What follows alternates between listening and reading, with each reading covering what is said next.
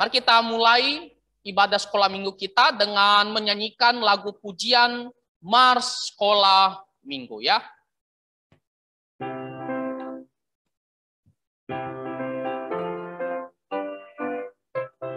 Sekolah minggu, rumah kanak-kanak semua. Bakti Allah, cinta bangsa, hidup baru sukaria. Belajarlah kitab suci, cinta Tuhan gereja maju. Jalankanlah perintahnya, muliakan sepanjang hidup. Sekolah minggu, markas kanak-kanak semua. Cari jiwa maju terus, berseraja di tentara Kristus. Belajarlah kitab suci, cinta Tuhan gereja maju. Jalankanlah perintahnya, muliakan sepanjang hidup. Oke, kita nyanyikan satu lipat tangan ya. Satu lipat tangan, dua tutup mata, tiga tunduk kepala, empat kita berdoa. Adik-adik sekalian, kita berdoa dan ikuti lause ya. Kita berdoa. Tuhan Yesus, kami sangat bersyukur untuk keselamatan yang Tuhan berikan kepada kami. Kami sangat bersyukur untuk kesehatan, kebaikan Tuhan dalam 1 minggu lamanya. Dan pada saat ini kami datang ke rumah Tuhan untuk beribadah, untuk mendengarkan firman Tuhan. Berkati kami, berikan kami hati yang dengan sukacita memuji Tuhan dan mendengarkan firman-Mu. Ampuni dosa kami, hanya di dalam nama Tuhan Yesus kami berdoa. Amin. Kita lanjutkan pujian kita, percaya dan patuh ya. Kita nyanyikan dengan penuh sukacita ya. Semua besarkan suara.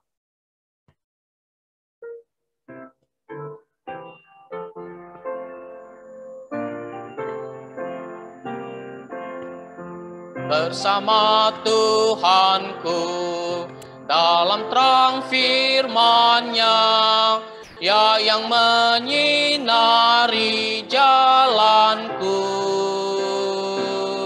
Ku turut perintah-Nya, ya tinggal dalamku, beserta umat-Nya yang patuh. Percayalah dan patuh padanya, pasti kau dikasih-Nya. Hanya percayalah, hilang awan gelap, lenyap bayang maut, saat tampak wajah Tuhanku. Hilanglah bimbangku, lenyap air mataku, percaya dan patuh padanya. Percayalah dan patuh padanya, pasti kau dikasih-Nya. Hanya percayalah. Jadi firman Tuhan ini mengajarkan kita bahwa setelah kita percaya, kita harus patuh pada perintah Tuhan. Nah, hari ini adik-adik kita akan mendengarkan cerita bahwa kita orang yang sudah percaya harus memberi diri dibaptis, ya. Jadi, kalau kita sudah percaya harus taat mau memberi diri dibaptis, ya. Oke, kita lanjutkan pujian kita. Lagu pujian Kini Ku Milik Yesus. Jadi dengan sukacita kita bilang, saya sudah milik Tuhan Yesus. Kita senang dan kita mau takut akan Tuhan. Ya, kita nyanyikan, Lose. Besarkan suara ya.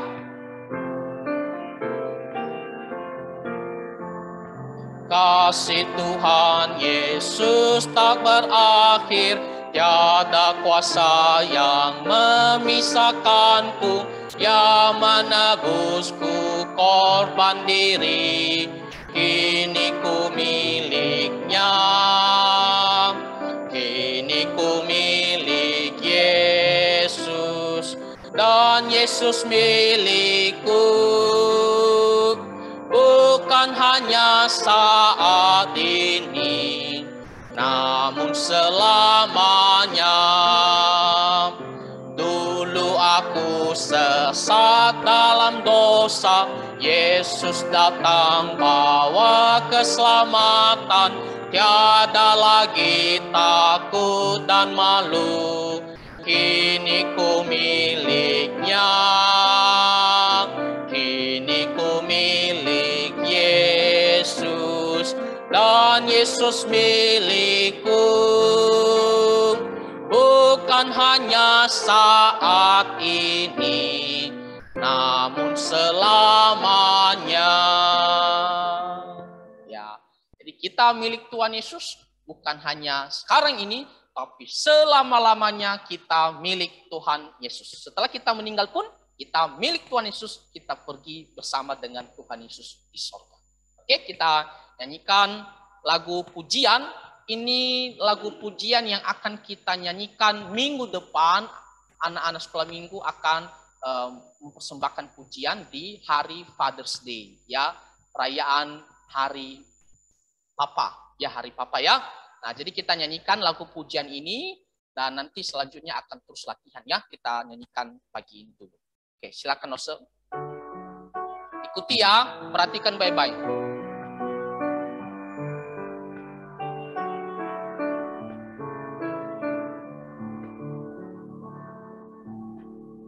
Oh Papaku, sahabatku, yang tuntunku dalam Tuhan, yang selalu ada untukku, dan selalu mengasihiku. Oh Tuhan, ku berdoa, berkatilah Papaku. Oh Tuhan, ku bersyukur untuk Papaku tercinta. Intro.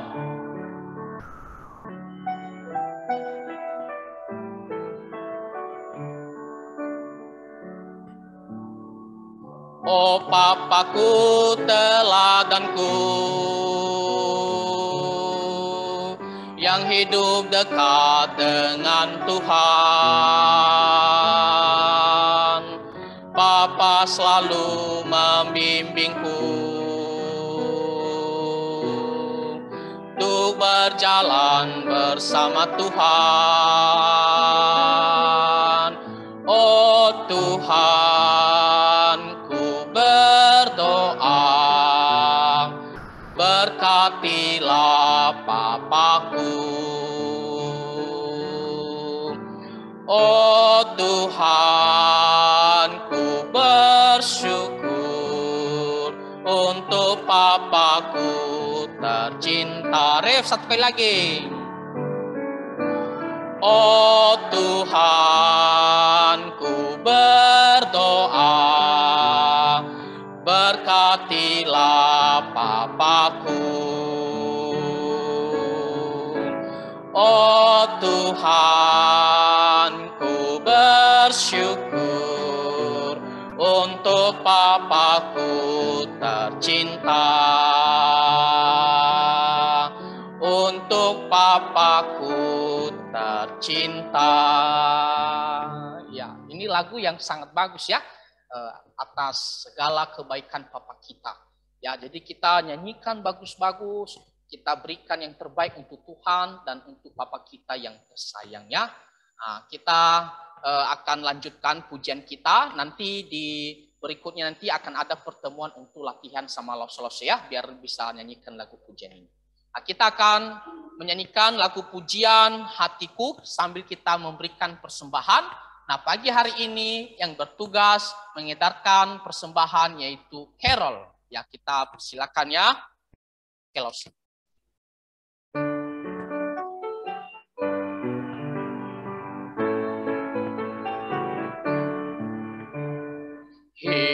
Hitamnya hatiku, nyanyi semua. Penuh dengan dosa-dosaku, tapi darah Yesus berkuasa menyucikan. Semua nyanyi. Putihnya hatiku setelah ku terima Yesus, Dia hapuskan dosaku. Lebih besar suara. Menolongku tuh bertumbuh hingga nanti ku masuk surga, tinggal dalam kemuliaannya. Terima kasih Yesus, terima kasih Yesus. Bahagia hatiku setelah ku terima Yesus.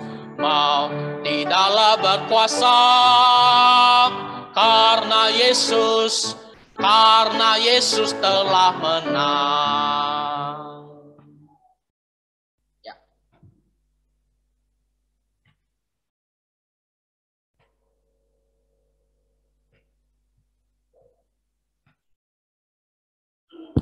Oke, kita berdoa ya. Mari kita tutup mata, kita berdoa. Ikuti lose ya. Tuhan Yesus, kami bersyukur untuk segala berkat Tuhan bagi kami.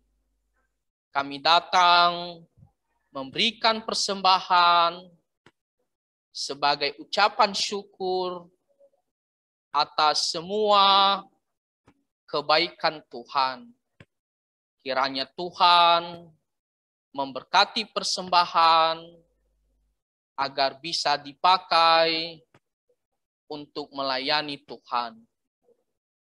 Ampuni dosa kami hanya di dalam nama Tuhan Yesus kami berdoa. Amin. Oke, kita sudah selesai puji-pujian dan sekarang kita akan masuk ke ayat hafalan kita ya. Nah, ayat hafalan kita pagi hari ini terambil dari kitab Mazmur pasal 100 ayat 5. Kita bacakan bersama-sama dulu alamat, isi, dan alamat. Besarkan suara ya. 2, 3, ya. Mazmur 100 ayat 5. Sebab Tuhan itu baik, kasih setianya untuk selama-lamanya, dan kesetiaannya tetap turun-temurun. Mazmur 100 ayat 5. Oke. Ini ayat hafalan gampang sekali ya. Seperti diulang-ulang saja. Jadi silakan hafal, langsung kasih kesempatan beberapa detik. Setelah itu kita akan sebutkan bersama-sama.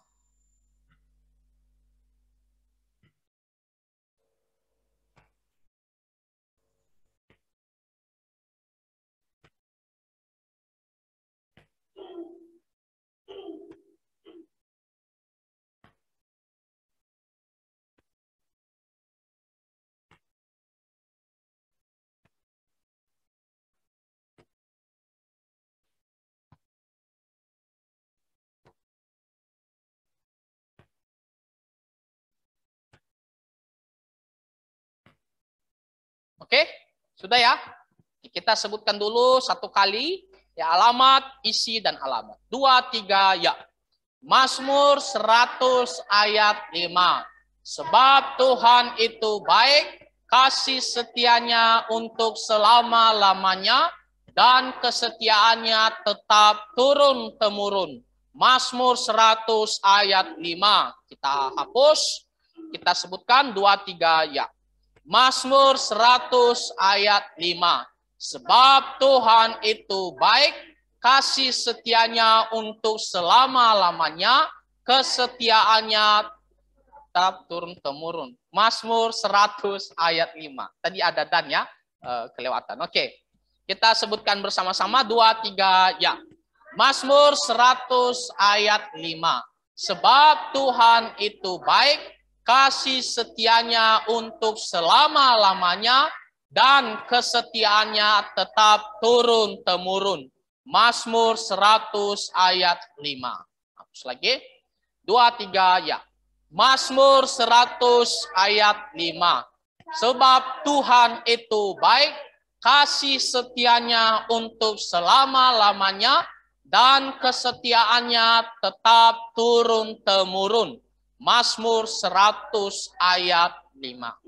Kita hapus semuanya. 1, 2, 3, ya. Mazmur 100 ayat 5. Sebab Tuhan itu baik, kasih setianya untuk selama-lamanya, dan kesetiaannya tetap turun-temurun. Mazmur 100 ayat 5. Oke, itu saja. Kita lihat pengumuman terakhir.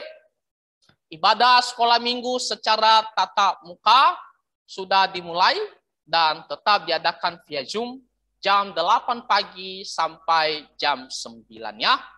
Oke. Selanjutnya, saat teduh anak sekolah minggu via Zoom diadakan setiap malam kelas TK sampai SD 3 mulai jam 8 sampai jam 8.20 dan kelas SD 4 sampai remaja jam 8.30 sampai jam 9 malam. Mari semuanya ikut bersaat teduh supaya kita bertumbuh di dalam Tuhan.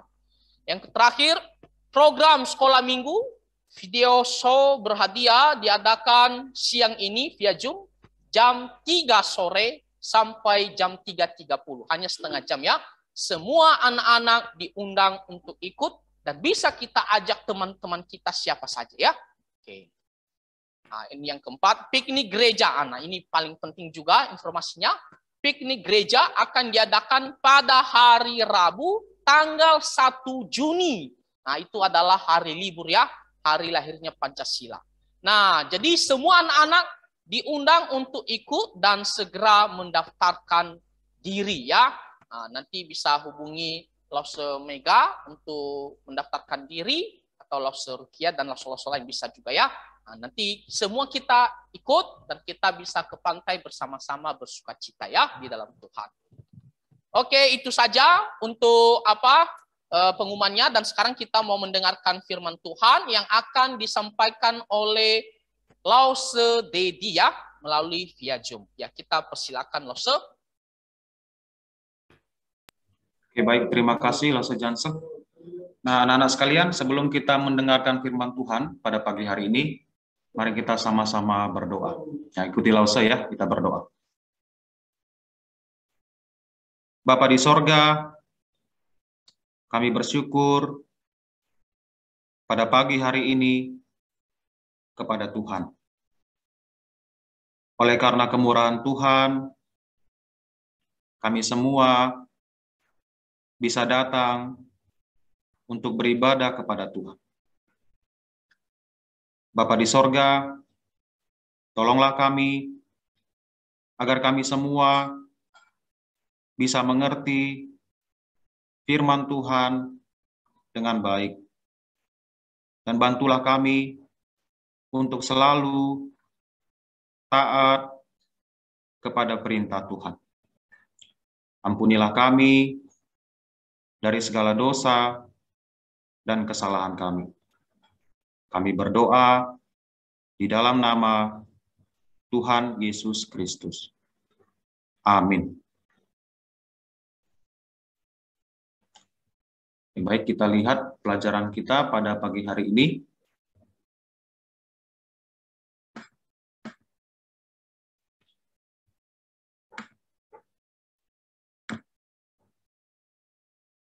Ya, cerita firman Tuhan pada pagi hari ini sudah memasuki pelajaran yang ke-11. Nah, judulnya adalah kita bersyukur kepada Allah untuk pembaptisan kita. Nah, lalu Dedi mau kita semuanya membaca judul ini bersama-sama ya. 1, 2, 3, ya. Kita bersyukur kepada Allah untuk pembaptisan kita. Nah, di sini ada banyak sekali ayat referensinya, tapi jangan khawatir, nanti kita akan lihat ayat-ayat ini ya di dalam pelajaran kita pada pagi hari ini. Nah, apa tujuan pelajaran kita pada pagi hari ini? Ya, ada dua tujuan di sini, tujuan utama. Yang pertama, kita akan mengetahui bahwa Tuhan Yesus telah memerintahkan kita untuk dibaptis. Artinya bahwa baptisan adalah merupakan perintah Tuhan Yesus sendiri kepada kita. Yang kedua, kita mau bersyukur kepada Allah karena Dia telah membuat hati kita bersih dari dosa dengan cara percaya kepada Yesus. Nah, kita semua bisa datang dan percaya kepada Tuhan Yesus itu karena pekerjaan Tuhan, ya. Tuhan yang memimpin kita, menuntun kita, menyadarkan kita akan segala dosa kita sehingga kita mau datang kepada Tuhan, bertobat dari segala dosa kita dan memberi diri kita untuk dibaptis. Nah, ini dua fokus pelajaran yang akan kita capai pada pagi hari ini. Oke. Nah, ini adalah gambar-gambar pelajaran kita beberapa minggu terakhir ya. Kita sedang fokus belajar untuk melihat hal-hal yang kita kerjakan atau yang kita lakukan di dalam beribadah kepada Tuhan. Di dalam beribadah kita tentu saja berdoa ya, kita berdoa kepada Tuhan. Lalu kemudian kita juga menyanyikan puji-pujian bagi Tuhan. Dan selanjutnya dalam ibadah kita juga mendengarkan firman Tuhan diberitakan, disampaikan kepada kita oleh lause-lause kita ataupun oleh pendeta. Lalu selanjutnya kita juga dalam ibadah membawa persembahan kepada Tuhan yang kita berikan kepada Tuhan. Ya. Lalu minggu lalu kita belajar tentang pengakuan iman. Ya, dalam ibadah kita mengakui bahwa Tuhan Yesus adalah Tuhan dan Juru Selamat pribadi kita. Dan hari ini kita akan belajar satu hal lagi yang merupakan bagian dalam ibadah kita kepada Tuhan, yaitu tentang baptisan, ya, pembaptisan. Nanti kita akan lihat apa itu baptisan. Nah, sebelum kita masuk ke dalam pelajaran, Lause Dedi sudah sediakan di sini beberapa simbol ataupun tanda, tanda yang kita selalu temukan kalau kita jalan keluar, kita akan melihat tanda-tanda ini ada di sekeliling kita. Ya. Jadi Lause akan panggilkan beberapa anak ya. Nanti kalau Lause sebutkan namanya, coba berikan pemahaman kamu tentang tanda ini. Kira-kira apa arti tanda yang Lause Dedi berikan ya? Oke, untuk kali ini Lause Dedi minta yang di Zoom saja ya, karena Lause tidak bisa lihat siapa-siapa saja yang ada di gereja. Oke, Felix, kamu pernah melihat tanda ini, Felix? Pernah. Apa artinya? Dilarang ya, apa artinya? Dilarang parkir. Ya, benar sekali. Ini tanda atau simbol yang menandakan bahwa kita tidak boleh parkir di suatu tempat ya. Oke, lanjut. Kerry, pernah lihat tanda ini, Kerry? Oh, tidak pernah lihat ya? Oke. Jadi Kerry tidak tahu ya? Tidak tahu artinya. Oke, tidak apa-apa. Kita tanya kakak kita dulu ya, abang kita. Franz. Apa arti dari tanda ini, Franz? Dilarang berhenti loh. Dilarang berhenti. Iya, benar sekali. Good. Dilarang berhenti. Tidak boleh berhenti di suatu tempat tertentu ya. Oke, lanjut. Nah, ini dia. Natania Sirait. Ini tanda apa, sayang? Coba, kira-kira kamu tahu? Dilarang merokok. Dilarang merokok. Bagus, dilarang merokok. Nah, yang terakhir. Yang terakhir, langsung panggil Yuki. Ini tanda apa, Yuki?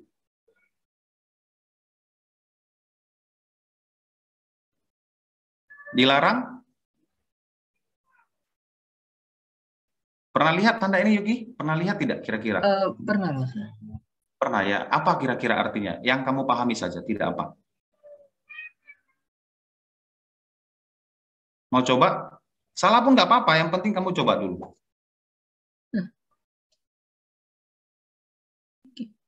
Oh, dilarang masuk.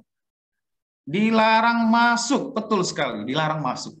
Nah, jadi tanda-tanda ini atau simbol-simbol ini adalah sebuah petunjuk bagi kita, ya.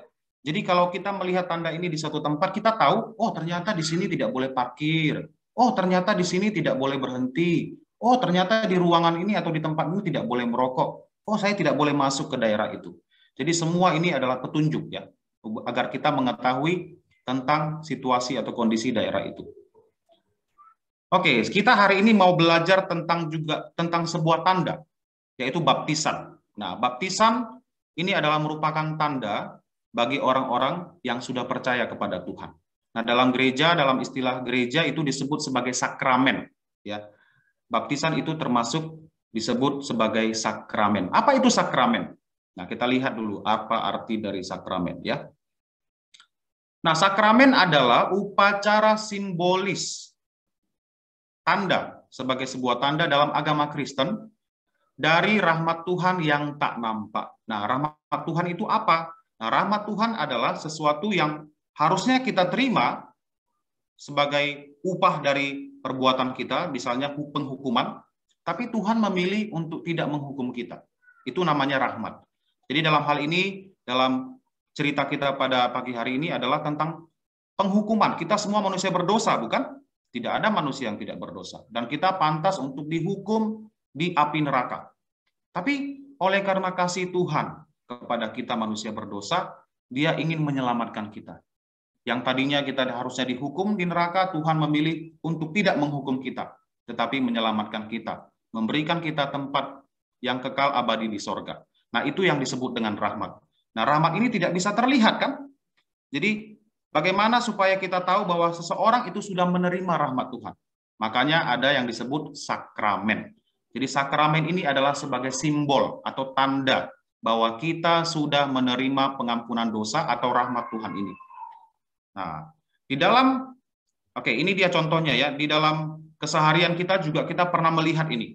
Ketika ada orang yang mendapat sebuah hadiah, rumah ataupun mobil, biasanya ada penyerahan kunci. Nah, kunci ini adalah sebuah simbol. Jadi orang ini yang mendapatkan hadiah ini bukan dapat kuncinya, tetapi mendapat mobil atau rumah. Kunci ini hanya sebagai tanda bahwa dia sudah mendapatkan hadiah itu, sudah menerima hadiah itu, ya. Nah, itu kira-kira ya simbol. Nah, di dalam gereja ada dua sakramen. Ada dua sakramen yang diajarkan di dalam kitab suci kita. Yaitu pertama sakramen baptisan yang akan kita pelajari hari ini, dan kemudian yang kedua adalah sakramen perjamuan kudus. Nah, hanya ada dua sakramen yang diajarkan di dalam Alkitab. Kalau kalian mungkin pernah mendengar ada sakramen-sakramen yang lain, nah itu tidak diajarkan di dalam firman Tuhan. Yang diajarkan hanya ada dua, yaitu sakramen baptisan, dan kemudian yang kedua sakramen perjamuan kudus. Hari ini kita akan belajar secara khusus tentang sakramen baptisan. Nah, Lausa akan coba tunjukkan satu buah video singkat bagi kita semua untuk melihat, Lausa, baptisan itu seperti apa? Nah, coba kita lihat dulu. Baptisan itu kira-kira seperti apa prosesinya ya. Nah, ini ada video singkat dari gereja lain, tapi kurang lebih kita juga di gereja kita juga mengadakan baptisan seperti ini ya. Oke, kita lihat dulu.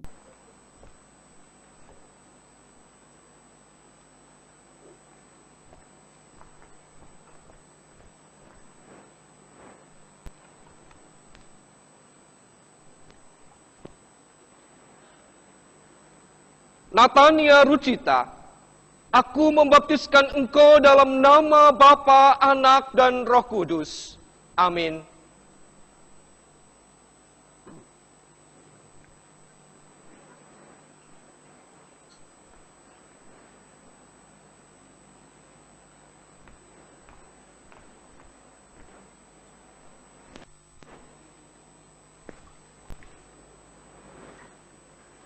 Pekik Bilawa Bergas Biwara, aku membaptiskan engkau dalam nama Bapa, Anak, dan Roh Kudus. Amin.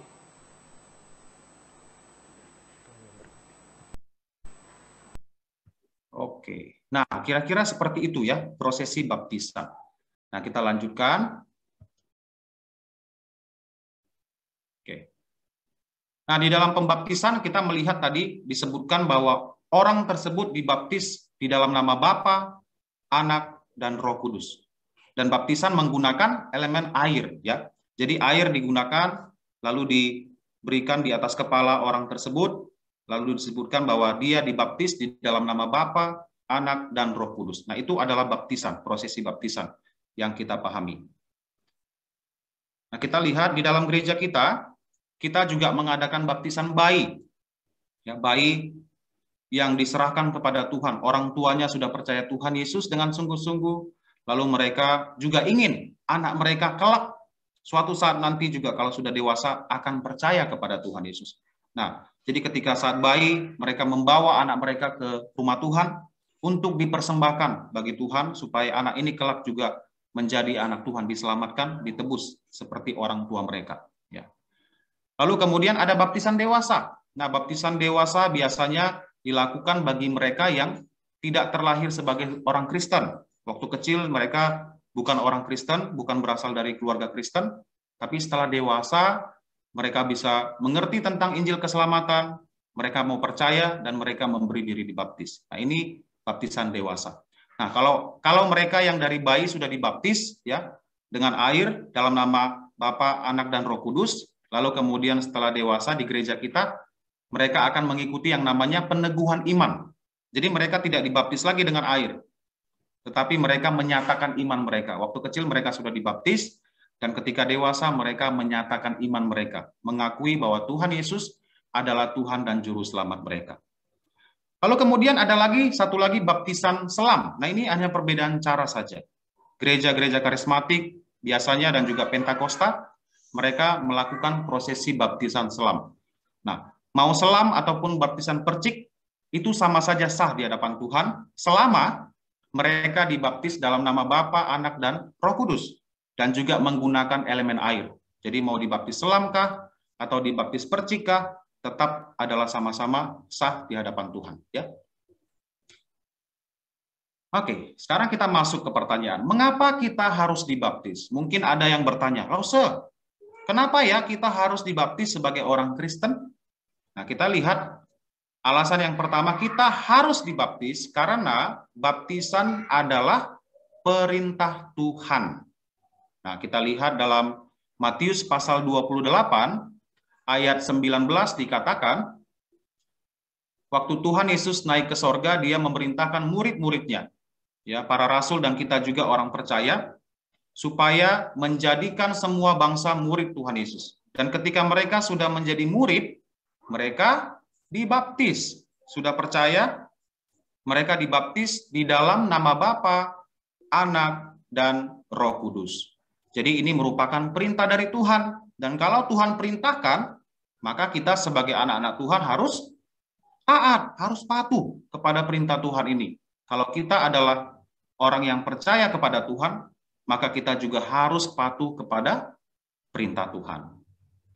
Nah, kemudian kita lihat di dalam gereja mula-mula, ya, ketika ke atas para rasul turun karunia Roh Kudus, ya, mereka bisa berbicara dalam bahasa lidah, lalu Petrus menyampaikan Injil di hadapan orang banyak di kota Yerusalem pada waktu itu.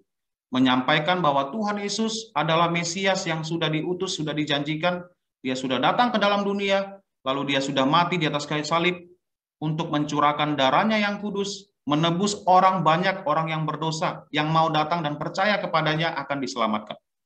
Nah, ketika orang-orang banyak itu yang menerima perkataannya, percaya kepada apa yang disampaikan oleh Rasul Petrus, lalu apa yang dikatakan, dilakukan oleh mereka? Mereka memberi diri dibaptis.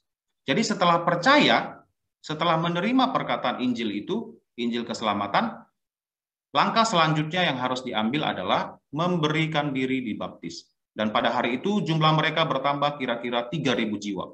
Ada 3.000 jiwa yang memberi diri dibaptis. Mereka percaya kepada Injil keselamatan. Ini kita baca dalam Kisah Para Rasul pasal 2 ayat 41. Lalu kemudian satu peristiwa lagi ketika Filipus ya bertemu dengan seorang sida-sida. Nah, banyak sida-sida, beberapa dari mereka yang menuju ke kota mereka, yaitu Ethiopia. Dia membaca kitab Yesaya, nubuatan tentang Mesias. Jadi ketika dia baca tentang nubuatan Mesias, siapa itu Mesias, kenapa Mesias harus mati, harus mengorbankan dirinya. Lalu Filipus menjelaskan bahwa Mesias itu adalah Yesus yang sudah mati di atas kayu salib. Barang siapa yang percaya akan mendapatkan hidup yang kekal. Nah, kemudian ketika dia memberitakan itu, ya, di sini dikatakan, tetapi mereka percaya kepada Filipus. Setelah mereka mendengarkan penjelasan Filipus, sida-sida ini, mereka memberitakan Injil tentang kerajaan Allah dan tentang nama Yesus Kristus. Dan mereka memberi diri mereka dibaptis, baik laki-laki maupun perempuan. Nah, sida-sida adalah pelayan ratu ya pada masa itu. Mereka ini adalah pelayan dalam kerajaan. Dan mereka menjadi percaya. Baik laki-laki maupun perempuan memberi diri dibaptis. Nah, ini ada gambarnya ya, jadi ada sediakan gambarnya. Ini sida-sidanya ketika mereka melihat ada air. Wah, di situ ada air. Kenapa kita menunda-nunda? Kami mau dibaptis. Dan akhirnya mereka dibaptis. Jadi baptisan adalah merupakan perintah Tuhan. Dan sebagai umat Tuhan, orang yang percaya, orang yang beriman, kita harus taat, patuh kepada perintah Tuhan ini. Oke, yang kedua, mengapa kita harus dibaptis? Yang kedua, alasannya adalah baptisan adalah simbol. Nah, seperti yang kita bahas di awal tadi, tanda bahwa kita sudah mendapatkan pengampunan dosa dari Tuhan Yesus. Ini adalah sebagai tanda. Kita ingin menyatakan kepada orang banyak iman kita bahwa saya sudah percaya kepada Yesus. Nah, kita lihat dalam 1 Petrus pasal 3 ayat 21 dikatakan, juga kamu sekarang diselamatkan oleh kiasannya, oleh tanda simbol, yaitu baptisan. Nah, adik-adik, anak-anak sekalian, kita harus paham, baptisan tidak menyelamatkan ya. Jangan pikir kalau saya sudah dibaptis, saya pasti masuk surga. Bukan. Kita sudah pasti masuk surga dulu, sudah ada jaminan hidup kekal dulu, barulah kita dibaptis. Jadi baptisan itu adalah sebagai bukti bahwa kita sudah diselamatkan. Bukan sebaliknya, baptisan membuat kita selamat. Tidak ya, jangan keliru. Jadi baptisan adalah sekedar simbol saja, sebuah tanda saja, yang membuktikan, menunjukkan bahwa kita ini adalah orang-orang percaya. Nah, di sini dikatakan bahwa baptisan itu maksudnya bukan untuk membersihkan kenajisan jasmani, ya, melainkan untuk memohonkan hati nurani yang baik, hati nurani yang bersih kepada Allah oleh kebangkitan Yesus Kristus. Artinya, bahwa baptisan itu menyimbolkan, menandakan bahwa kita memohonkan hati nurani yang baik, yang bersih, yang suci kepada Tuhan. Ada pembasuhan dosa di dalam diri kita. Oleh kebangkitan Yesus Kristus, kita percaya bahwa Tuhan Yesus tidak hanya mati di atas kayu salib, mengorbankan dirinya, tetapi dia juga telah bangkit dari kematian pada hari yang ketiga. Jadi dengan iman, kita percaya kepada Tuhan Yesus, lalu kita sudah mendapatkan pengampunan dalam diri kita, di dalam hati kita. Dan itu bisa ditunjukkan dengan cara baptisan. Jadi saya mau tunjukkan bahwa hati saya memang sudah dibersihkan dari dosa. Bagaimana caranya? Saya dibaptis. Supaya orang melihat bahwa saya adalah orang yang sudah diselamatkan. Sudah percaya kepada Tuhan Yesus. Nah, jadi kalian harus paham ya, baptisan hanya sebagai simbol saja. Bahwa kita sudah percaya Tuhan. Kemudian dikatakan juga di sini bahwa kita yang sudah beriman kepada Tuhan Yesus memang harus dibaptis ya. Sebab kamu semua adalah anak-anak Allah karena iman di dalam Yesus Kristus. Jadi karena kita beriman kepada Tuhan Yesus, kita disebut sebagai anak-anak Allah. Dan kita semua yang dibaptis dalam Kristus telah mengenakan Kristus. Kita yang sudah dibaptis di dalam nama Allah Bapa, Anak dan Roh Kudus, ini adalah karena iman kita kepada Yesus. Dan kita telah mengenakan Kristus, artinya di dalam diri kita ada Tuhan Yesus. Ya, kita sudah menerima Dia sebagai Tuhan Yesus, sebagai Tuhan dan Juru Selamat kita. Dia telah mengenakan pakaian kebenaran untuk kita, untuk menutupi segala dosa kita. Makanya dikatakan mengenakan Kristus di sini. Nah, oke, lanjut. Lalu kita lihat di gereja kita ada baptisan bayi. Tadi Lause Dedi sudah tunjukkan gambarnya kan di awal, bahwa di gereja kita bayi dibaptis.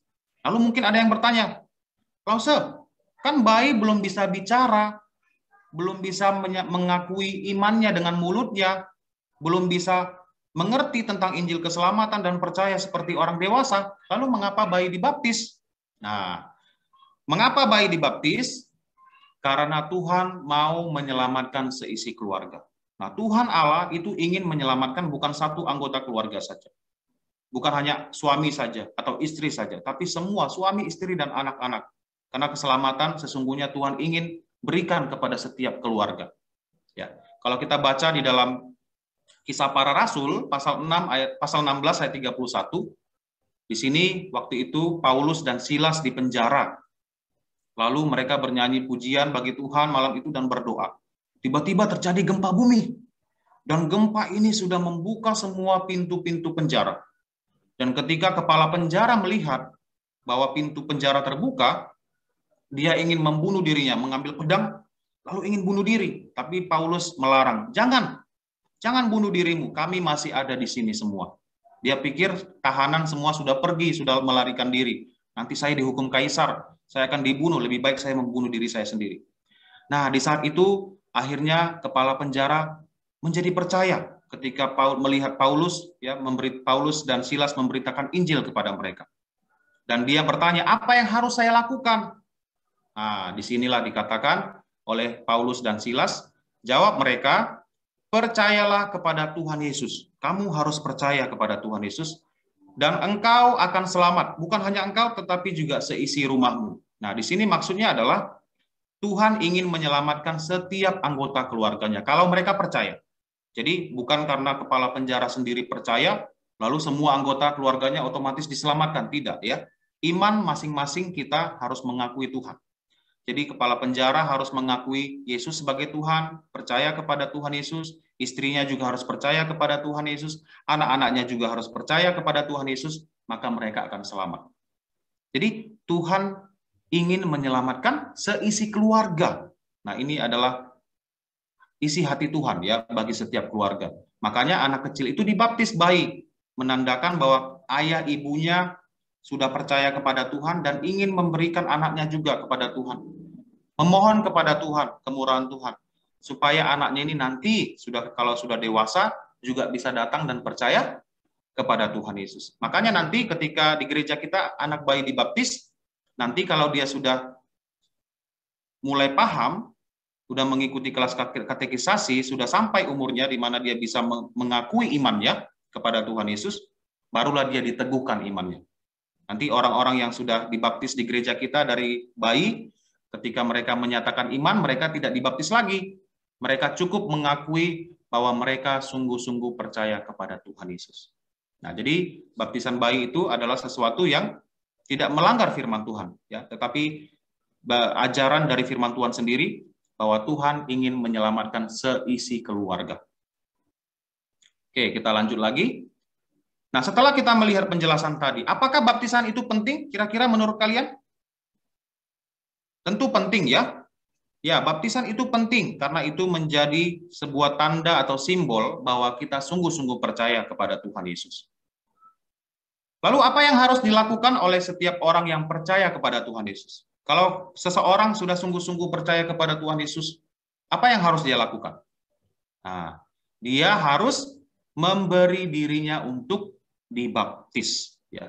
Apalagi mereka yang tidak terlahir dari keluarga Kristen, ya, mereka yang dulunya bukan Kristen, tapi setelah mereka mendengarkan Injil keselamatan, mereka menjadi percaya, mereka tidak boleh menunda-nunda, harus memberikan diri mereka dibaptis. Nah, di sini Lause Dedi mau ulangi kembali ya pertanyaan ini yang tadi di awal sudah dijelaskan. Mengapa kita harus dibaptis? Gabriel, mengapa kita harus dibaptis? Ada dua alasan tadi Lause jelaskan. Yang pertama apa? Gabriel, mengapa kita harus dibaptis?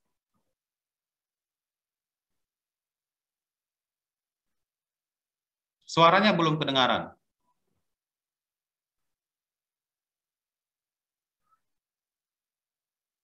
Wah, Gabriel tadi dengar tidak penjelasannya kira-kira? Ada. Oke. Saya lupa. Apa? Lupa? Oke. Bagaimana dengan Cherry Sena? Cherry Sena, mengapa kita harus dibaptis? Alasan yang pertama. Karena baptisan adalah perintah. Iya, baptisan adalah perintah Tuhan. Ingat ya, jangan lupa ya, mengapa kita harus dibaptis? Alasan yang pertama adalah karena baptisan adalah perintah Tuhan. Kemudian yang kedua, mengapa kita perlu dibaptis? Langsung panggil ya. Oke, oh tidak ada Felix di sini ya. Tadi saya pikir ada Felix. Oh, ada Felix. Silakan Felix. Mengapa kita harus dibaptis? Karena baptisan adalah simbol dosa kita sudah diampuni oleh Tuhan. Iya, bagus sekali. Karena baptisan adalah simbol bahwa dosa-dosa kita sudah diampuni. Kita sudah mendapatkan pengampunan dosa dari Tuhan Yesus. Itu mengapa, itu sebabnya kita harus dibaptis kalau kita sungguh-sungguh sudah percaya ya. Nah, pelajaran yang pertama yang kita dapatkan dari cerita hari ini adalah kita yang sudah percaya harus memberi diri untuk dibaptis. Nah, kalau kita dari kecil ataupun kita tidak berasal dari keluarga Kristen, tapi setelah kita datang ke gereja, kita mendengarkan Injil keselamatan, hati kita sudah percaya sebenarnya, lalu kita masih belum dibaptis, nah kita harus mau memberi diri dibaptis. Kita harus sadar bahwa baptisan bukan pilihan, baptisan adalah kewajiban. Setiap orang yang percaya, yang sudah mengakui Yesus sebagai Tuhan dan Juru Selamatnya, tidak boleh menunda-nunda untuk dibaptis. Harus segera dibaptis. Jadi, jangan tunda, jangan ragu, kamu harus memberikan dirimu untuk dibaptis. Dan ini juga sebagai bentuk kepatuhan kita kepada perintah Tuhan. Kalau kita percaya Tuhan, maka kita juga harus mematuhi apa yang Tuhan sudah sampaikan. Perintah Tuhan Yesus bahwa siapapun yang menjadi muridnya harus dibaptis. Jadi ini bentuk kepatuhan kita yang sudah percaya kepada Tuhan. Nah, pelajaran yang kedua adalah kita bersyukur ya kepada Tuhan atas pengampunan dosa yang telah diberikan kepada kita. Jadi kita yang sudah diampuni dosanya itu harus sungguh-sungguh bersyukur kepada Tuhan. Coba bayangkan, kita yang tadinya harusnya dicampakkan ke dalam api neraka, api yang menyala-nyala, di mana di tempat itu ada api yang tak bisa padam, ada ulat yang tidak bisa mati, tempat penyiksaan yang luar biasa, tempat semua orang yang menolak Tuhan yang berdosa. Tapi sekarang Tuhan telah memindahkan kita ke tempat kehidupan yang abadi, kekal di sorga bersama-sama dengan Dia. Apakah hati kita tidak mau bersyukur untuk hal itu? Tentu kita akan bersyukur. Dan kita akan bersyukur seumur hidup kita dengan memberikan hidup kita untuk melayani Tuhan. Apapun yang bisa saya kerjakan bagi Tuhan, akan saya kerjakan. Karena Tuhan sudah selamatkan saya. Nah, jadi kalau kita sudah mendapatkan pengampunan dosa, sudah dibaptis, kita juga harus ingat, kita harus hidup seturut dengan perintah Tuhan. Harus taat, hidup yang berkenan kepada Tuhan. Jangan setelah dibaptis, kita hidup seperti orang yang tak percaya. Melanggar perintah Tuhan, jauh daripada Tuhan. Nah, kita sudah melihat juga di gereja kita, ada yang sudah diteguhkan imannya. Setelah itu, tak muncul lagi di gereja. Tak boleh seperti itu. Kalau sudah dibaptis, sudah melakukan peneguhan iman, harus datang ke gereja rutin, ibadah, melayani Tuhan. Bukan menganggap bahwa peneguhan iman adalah bagian dari syarat-syarat sebagai orang Kristen. Saya sudah dibaptis, sudah selesai. Tidak. Kita melanjutkan hidup yang berbuah, hidup yang berkenan kepada Tuhan. Nah, jadi adik-adik sekalian, kita belajar hari ini bahwa pembaptisan merupakan bagian dari ibadah kita kepada Tuhan. Setiap orang Kristen yang sungguh-sungguh percaya harus memberikan diri dibaptis, dan baptisan merupakan bagian dari penyembahan kita kepada Tuhan. Bagian dari ibadah kita yang tadi sudah disebutkan, ya, menyanyikan pujian, berdoa, memberikan persembahan, mengakui iman kita kepada Tuhan.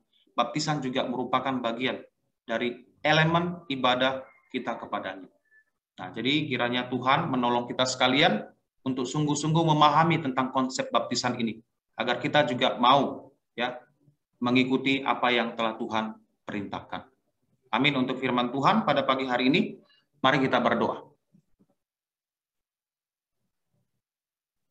Bapa di sorga, kami bersyukur untuk firman-Mu yang telah kami dengarkan. Bantulah kami sekalian agar kami memahami dengan benar bahwa baptisan adalah bagian dari ibadah kami kepada Tuhan. Kiranya pelajaran yang sudah kami dengarkan bisa kami ingat dan kami pegang teguh. Kami berdoa di dalam nama Tuhan Yesus Kristus. Amin. Baik, waktu selanjutnya saya serahkan kepada Lause yang bersangkutan. Terima kasih.